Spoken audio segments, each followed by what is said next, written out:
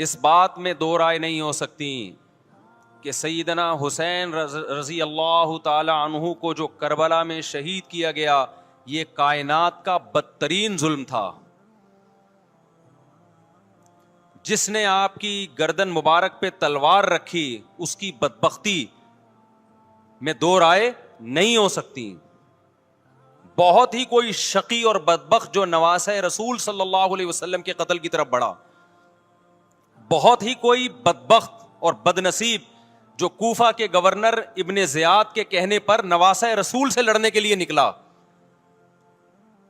جو اس ظلم کو ظلم نہیں مانتا, وہ بھی اپنے آپ کو جہنم میں جانے کے لیے تیار کر رہا ہے. پھر کربلا میں ایک بڑا ظلم یہ ہوا کہ صرف سیدنا حسین ابن علی کو شہید نہیں کیا گیا, آپ کے ساتھ جتنے مرد تھے سب کو شہید کر دیا گیا. لیکن ہمیں پیغمبر صلی اللہ علیہ وسلم اور صحابہ کی سیرت میں کیا ملتا ہے؟ میں ایک آیت سے آپ کو سمجھاتا ہوں. مشرکین مکہ حضرت ابراہیم علیہ الصلاۃ والسلام کے نسب میں ہونے پر اور آپ سے محبت پہ بڑا فخر کیا کرتے تھے کہ ہم ابراہیم کی اولاد میں ہیں, ہم ابراہیم کے دین پہ ہیں. اللہ نے کیا فرمایا رسول اللہ صلی اللہ علیہ وسلم سے کہ ان اول الناس بابراہیم للذین اتبعوہ, اے نبی آپ ان سے کہہ دیجئے ابراہیم سے محبت کے خالی پیلی کے دعوے مقبول نہیں ہیں. ابراہیم کے زیادہ حقدار وہ ہیں جو ابراہیم علیہ السلام کی اتباع کرتے ہیں, اور یہ پیغمبر اور صحابہ یہ ابراہیم علیہ السلام کے دین کو فالو کرتے ہیں, اور تم ابراہیم کے دین کو فالو نہیں کر رہے, ان سے محبت کے دعوے دار ہو. تو خالی محبت کے دعوے داری اللہ کے ہاں مقبول نہیں ہے. اللہ کے ہاں وہ محبت کی دعوے مقبول ہیں جس میں آپ محبوب کو فالو کر رہے ہوں. سیدنا حسین ابن علی رضی اللہ تعالی عنہ جو جنت کے جوانوں کے سردار ہیں, آپ سے محبت کا دعویٰ اس وقت مقبول ہوگا جب آپ سیدنا حسین کی سیرت کو فالو کریں گے. رونا پیٹنا ماتم کرنا یہ سیدنا حسین اور اہل بیت کی سیرت نہیں ہے. صبر کرنا, ظالم کے سامنے ڈٹ جانا, جان کے خوف سے اپنی پالیسیوں سے پیچھے نہ ہٹنا, یہ سیدنا حسین ابن علی رضی اللہ عنہ کی سیرت ہے جو آج ہمیں کہیں بھی نظر نہیں آتی.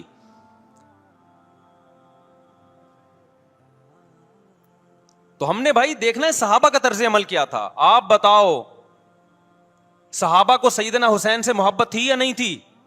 کیا غم کا پہاڑ ٹوٹا ہوگا جب اطلاع ملی ہوگی کہ سیدنا حسین ابن علی اور آپ کے اصحاب اور اہل بیت کو سب کو کربلا میں شہید کر دیا گیا ہے. کیا قیامت گزری ہوگی. کوفہ سے ایک شخص آیا نا, عبداللہ بن عمر سے پوچھنے لگا جو مارنے پر دم کا مسئلہ. انہوں نے فرمایا تم نے پیغمبر کے نواسے کو قتل کر دیا اور مسئلہ یہ پوچھ رہے ہو کہ جو مارنے پر دم آئے گا کہ نہیں آئے گا. ایک طرف تم نے پیغمبر کے نواسے کو قتل کر دیا کربلا میں, اور اب ہم سے آ کے مسئلہ پوچھتے ہو جو مارنا جائز ہے یا نہیں ہے. صحابہ کے ہاں یہ غم کم غم نہیں تھا. دیکھو حضرت معاویہ رضی اللہ تعالی عنہ کے ہاتھ پہ بھی حضرت حسین نے بیعت نہیں کی, لیکن بغاوت بھی نہیں کی. کیوں؟ بغاوت سے فتنے کا اندیشہ تھا. حضرت حسن جو حضرت حسین کے بڑے بھائی تھے, انہوں نے سیدنا معاویہ رضی اللہ تعالی عنہ کے ہاتھ پہ بیعت کی اور اس اختلاف کو ہمیشہ کے لیے اپنی کوشش کے مطابق ہمیشہ کے لیے ختم کر دیا. ختم ہوا نہیں ہوا ایک الگ بحث ہے, لیکن حضرت حسن کا مقصد کیا تھا کہ مسلمانوں کی دو جماعتوں کو میں آپس میں لڑتا ہوا نہیں دیکھ سکتا. لوگوں نے کہا آپ خلافت کے حقدار ہیں, آپ نے فرمایا میں دستبردار ہوتا ہوں سیدنا معاویہ کے حق میں. حضرت حسن بیعت ہو گئے حضرت معاویہ سے, اور یہ اختلاف کو کیا کر دیا؟ ختم. حضرت حسین بیعت نہیں ہوئے, لیکن حضرت حسین نے بغاوت بھی نہیں کی. ہر ایک کی اپنی رائے تھی, حضرت حسن کی اپنی رائے تھی. ان کا خیال تھا کہ بیعت ہونا مسلمانوں کے لیے زیادہ مفید ہے, ایک پاورفل حکومت ہوگی, ایک طاقتور ریاست ہوگی, ورنہ لڑتے رہیں گے آپس میں. حضرت حسین کا موقف یہ تھا کہ میں بغاوت تو نہیں کروں گا لیکن بیعت بھی نہیں ہوں گا, کیونکہ اگر بیعت ہو گیا تو اس سے جو خلفائے راشدین کے دور میں جو خلیفہ کی سلیکشن کا طریقہ تھا وہ طریقہ ختم ہو جائے گا. تو میں اگر اس طریقے کو نہیں لا سکتا تو اس کے خلاف کو پروموٹ بھی نہ کروں میں. یہ بھی ایک رائے تھی. میں سمجھا پا رہا ہوں اپنی بات؟ بھائی رائے کا اختلاف ہوتا ہے نا. نبی صلی اللہ علیہ وسلم نے فرمایا اذا اجتہد المجتہد فإن اصاب فلہ اجران وإن اخطأ فلہ اجر واحد. جب کوئی مجتہد اللہ کی رضا کو سامنے رکھ کے اجتہاد کرتا ہے, صحیح اور غلط کا فیصلہ کرنے بیٹھتا ہے, رائے یعنی اس کا مقصد اللہ کی رضا ہو, تو اگر وہ درست نتیجے پہ پہنچے تو 2 ثواب, غلط نتیجے پہ پہنچے تو بھی 1 نیکی اس کو ملتی ہے, اس لیے کہ اس کے بس میں جو خیر خواہی کا کے لیے جو تھا وہ اس نے کر دیا. رائے کا اختلاف ہوتا ہے. تو حضرت حسن رضی اللہ تعالیٰ عنہ بیعت ہوئے حضرت معاویہ کے ہاتھ پہ. سیدنا حسین نہ بیعت ہوئے اور نہ آپ نے بغاوت کی, خاموشی اختیار کی. حضرت معاویہ رضی اللہ تعالی عنہ نے سیدنا حسین کو تلوار کی زور سے بیعت پر مجبور نہیں کیا, بلکہ نواسہ رسول کا خیال کیا اور وصیت بھی کی لوگوں کو. لیکن جب حضرت معاویہ کے بعد یزید جانشین ہوا, اس کی سب سے بڑی غلطی یہ تھی کہ اس نے نواسہ رسول صلی اللہ علیہ وسلم اور آپ کے ساتھ جو چند اہل بیت اور چند صحابہ تھے, اس وقت بھی حضرت حسین نیوٹرل تھے. نہ حضرت حسین نے بغاوت کا ارادہ کیا اور نہ بیعت کرنے کا ارادہ کیا. یزید ابن معاویہ کو چاہیے تھا کہ سیدنا حسین رضی اللہ عنہ کو اپنے حال پہ چھوڑ دیتا, اپنے والد کی طرح.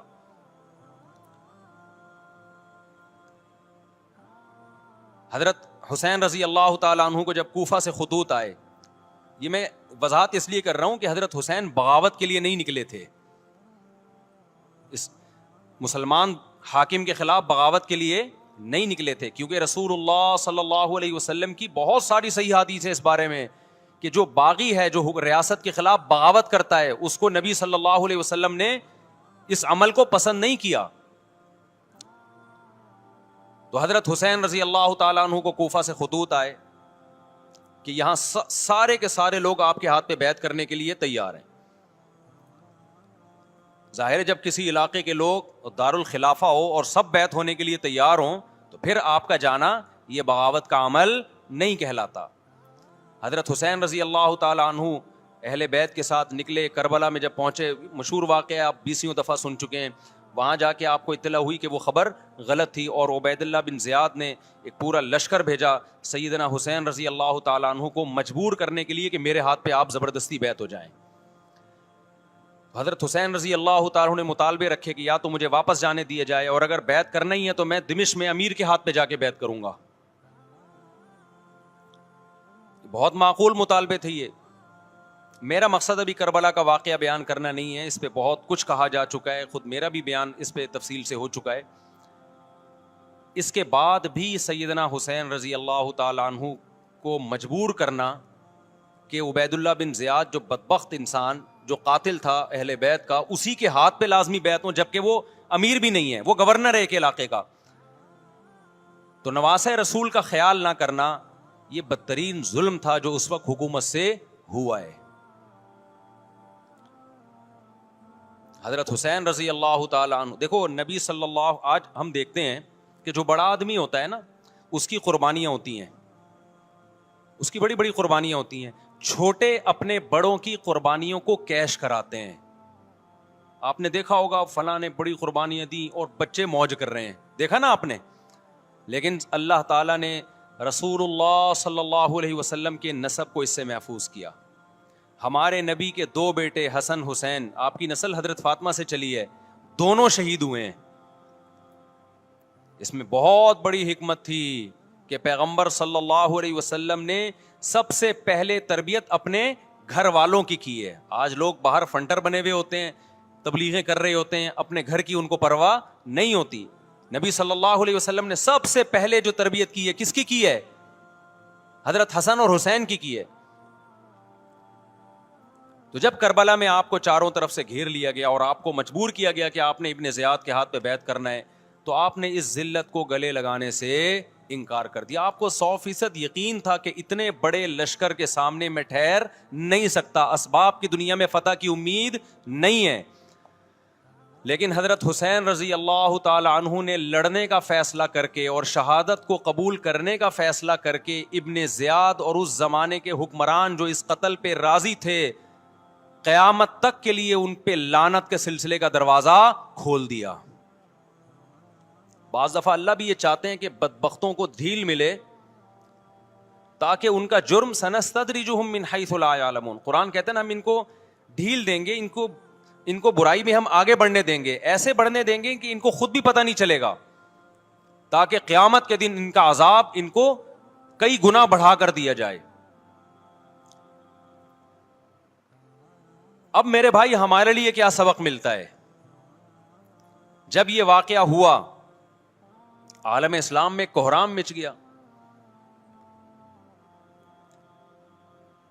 لیکن کیا اس واقعے کے بعد اہل بیت کی جو مقدس اور پاکیزہ عورتیں تھیں, کیا انہوں نے نوحہ کیا یا صبر کیا؟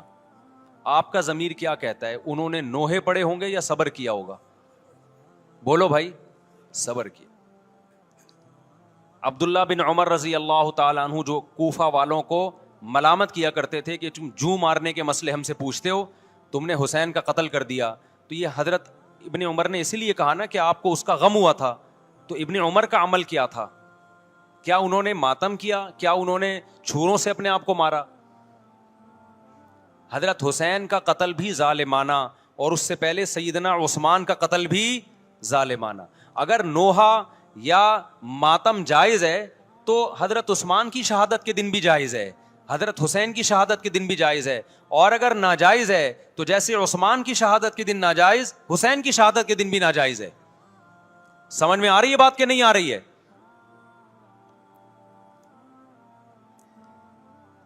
قرآن کیا کہتا ہے ایسے مواقع کے بارے میں؟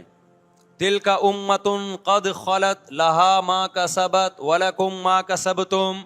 قرآن جب بھی پرانی امتوں کے واقعات بتاتا ہے, قرآن کہتا ہے یہ ایک قوم تھی جو گزر گئی, انہوں نے جو کیا اس کا بدلہ ان کو ملے گا, تم جو کرو گے اس کا بدلہ تمہیں ملے گا.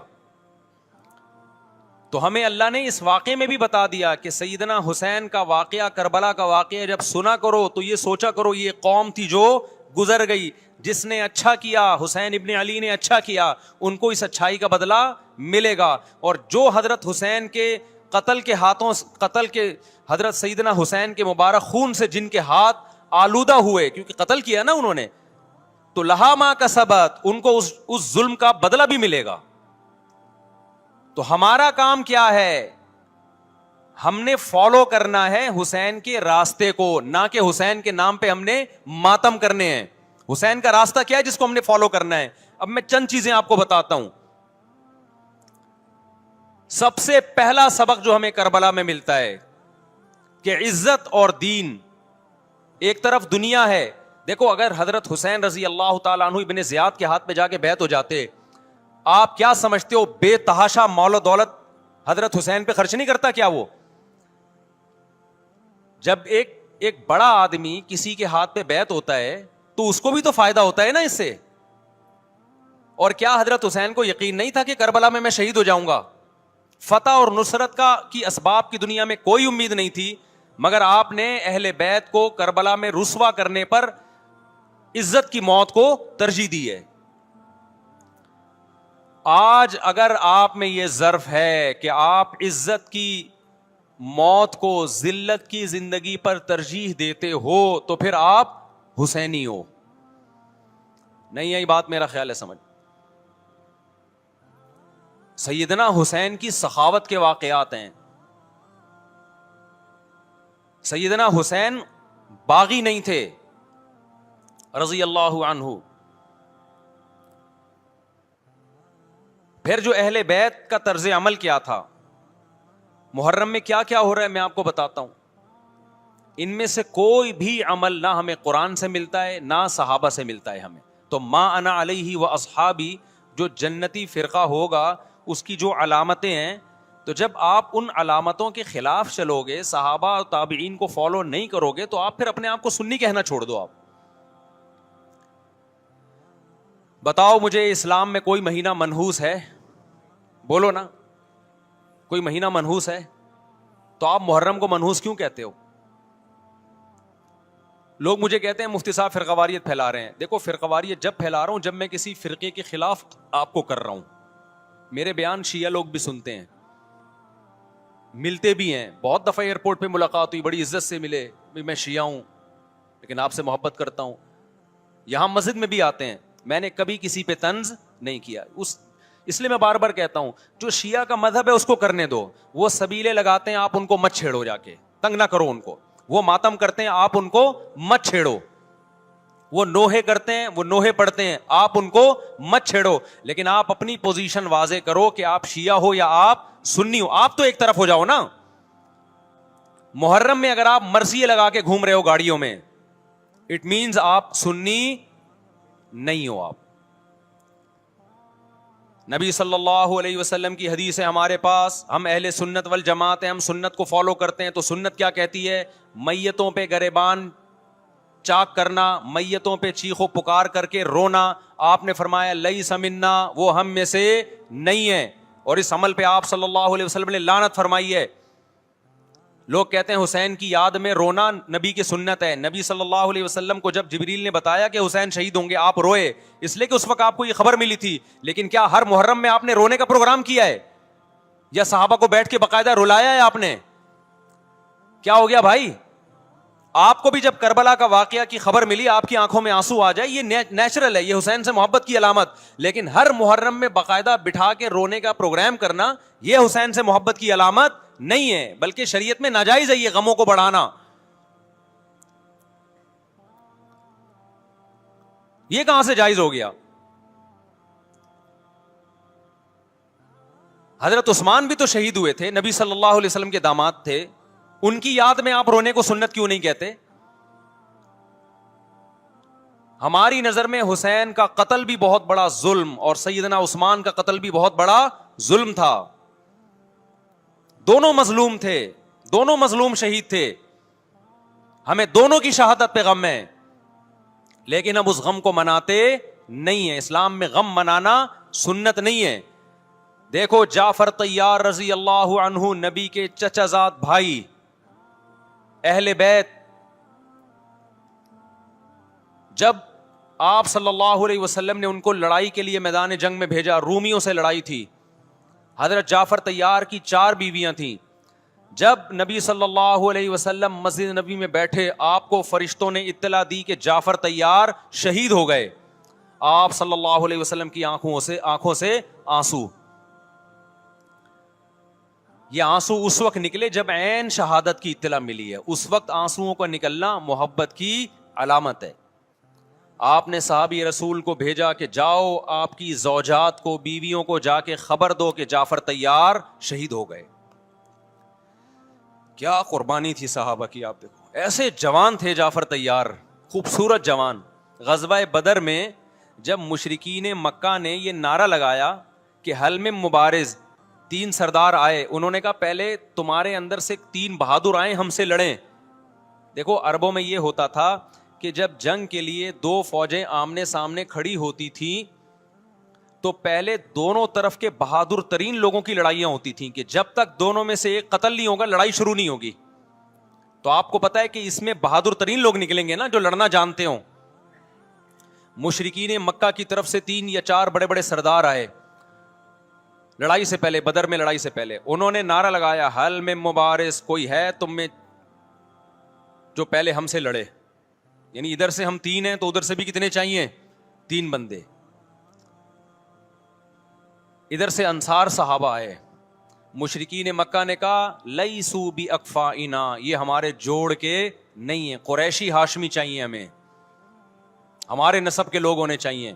تو ادھر سے نبی صلی اللہ علیہ وسلم نے حضرت علی کو بھیجا اور حضرت جعفر طیار کو بھیجا. جن صحابہ کو بھیجا ان میں حضرت جعفر طیار بھی تھے. حضرت جعفر طیار رضی اللہ تعالی عنہ اور سیدنا علی مقابلے میں غالب آ گئے.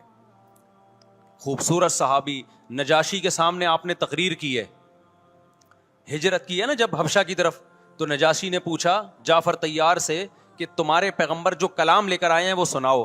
حضرت جعفر طیار رضی اللہ تعالیٰ عنہ نے سورہ مریم پڑھنا شروع کر دی. کاف ہا یا عین صاد ذکر رحمت ربک عبدہ زکریا اذ نادى ربه نداء خفيا قال رب اني وهن العظم مني واشتعل الراس شيبا ولم اكن بدعائك رب شقيا واني خفت الموالي من ورائي وكانت امراتي عاقرا فهب لي من لدنك وليا. ایسی حضرت مریم اور عیسیٰ ابن مریم کی سیرت کو سورہ مریم میں بیان کیا حضرت جعفر طیار نے کہ نجاشی روتے روتے اس کی داڑھی تر اور جتنے پادری بیٹھے تھے سب کی داڑیاں تر ہو گئی روتے روتے. تو یہ تقریر جو نجاشی کے اسلام کا سبب بنے, بادشاہ کو مسلمان کرنے والے کون تھے؟ حضرت جعفر طیار. اور آپ کے چھوٹے چھوٹے بچے, 4 جوان بیویاں ہوں, چھوٹے چھوٹے بچے ہوں, اور ایسے میں میدان جنگ میں لڑتے ہوئے شہید ہو جائیں تو پیغمبر اور صحابہ پہ کیا قیامت ٹوٹی ہوگی. لیکن ہمارے نبی صلی اللہ علیہ وسلم کی آنکھوں میں سے کیا تھے؟ صرف آنسو موتی کی طرح ٹپک رہے تھے. اور آپ صحابہ کو اطلاع دے رہے تھے کہ جعفر طیار شہید ہو گئے اور جاؤ ان کے گھر والوں کو بتا کے آ جاؤ. کتنی بڑی قربانی ہے یا نہیں ہے؟ جب خبر دینے والا آپ کی ازواج کو بتا کے آیا کہ جعفر طیار شہید ہو گئے تو آپ کے گھروں سے خواتین کے رونے کی آوازیں آئیں. آپ صلی اللہ علیہ وسلم نے فرمایا ان سے بولو کہ اپنی آواز کو پست کرو. پھر چیخو پکار کی آواز آئی تو آپ نے فرمایا کہ اگر دوبارہ چیخو پکار کی آواز آئے تو ان کے منہ پہ خاک پھینک دو. وہ شہید کی بیوہ تھیں, اور شہید بھی کتنے مقدس, ان کو بھی نبی صلی اللہ علیہ وسلم نے نوحہ کرنے کی اجازت نہیں دی. اس دن جس دن غم پہنچا ہے اس دن بھی چیخو پکار کی اجازت نہیں دی ہے. تو آپ بتاؤ اگلے سال اس تاریخ کو چیخو پکار کی کیسے اجازت مل جاتی؟ نہیں آئی میرا خیال ہے بات سمجھ میں. جب غم پہنچا ہے اس وقت چیخنے چلانے کی اجازت نہیں ہے. چھوٹے چھوٹے یتیم بچے, حضرت جعفر طیار کے چھوٹے چھوٹے یتیم بچے, کتنا غم ہوتا ہے جب چھوٹے چھوٹے بچے, ان کا باپ دنیا سے چلا جائے, کتنا ترس آتا ہے ان کے اوپر. تو ہمارے نبی کو بھی ان یتیم بچوں پہ بھی ترس آیا, ان بیواؤں پہ بھی ترس آیا. لیکن نہ نبی صلی اللہ علیہ وسلم چیخو پکار کر کے خود روئے اور نہ آپ نے ان کی ازواج کو رونے کی اجازت دی ہے. سمجھ میں نہیں آ رہی میرا خیال ہے بات. میرا مقصد شیعوں پہ طنز کرنا نہیں ہے, ان کا جو مذہب ہے ان کو اس پہ چلنے دو. میرا مقصد ہے آپ اپنی پوزیشن واضح کرو کہ آپ ادھر ہو یا ادھر ہو. کسی کو تنگ مت کرو, نہ کسی پہ فتوے لگاؤ کفر اسلام کے, نہ کسی کو جہنمی قرار دو. اپنی پوزیشن آپ فیصلہ کرو کہ آپ اگر ادھر جانا ہے تو پورے ادھر چلے جاؤ. پھر یہ آدھا تیتر آدھا بٹیر والا معاملہ مت کرو. وہ ان کا مذہب ہے بھائی, ان کے علماء ان کو بتاتے ہیں کہ محرم میں کالے کپڑے پہننے ہیں, محرم میں ماتم کرنا ہے, محرم میں کو منحوس سمجھنا ہے, اس میں شادی بیاہ نہیں کرنا. ان کے علماء ان کو بتاتے ہیں, ان کو چلنے دو اس پر. دنیا میں بہت سے فرقے ہیں, بہت سے مذہب ہیں, ہم کسی کو نہ ختم کر سکتے ہیں نہ کسی کے خلاف نفرت پیدا کر سکتے ہیں. اس سے کوئی چیز حاصل نہیں ہوگی. کسی سے نفرت کرنے کی ضرورت نہیں, کسی پہ فتوے لگانے کی ضرورت نہیں, لیکن آپ کو اپنی پوزیشن واضح کرنی پڑے گی کہ میں کہاں کھڑا ہوا ہوں. اگر آپ سنی ہو تو پھر اہل سنت والجماعت صحابہ تابعین کو فالو کرتے ہیں, حدیث کو فالو کرتے ہیں, اور حدیث میں ہمیں ماتم کرنا, نوحہ کرنا, گریبان چاک کرنا اس کی پرمیشن نہیں ہے, بلکہ اس سے روکا گیا ہے, اس عمل کو حرام اور ناجائز قرار دیا گیا ہے. بات آ رہی ہے سمجھ میں؟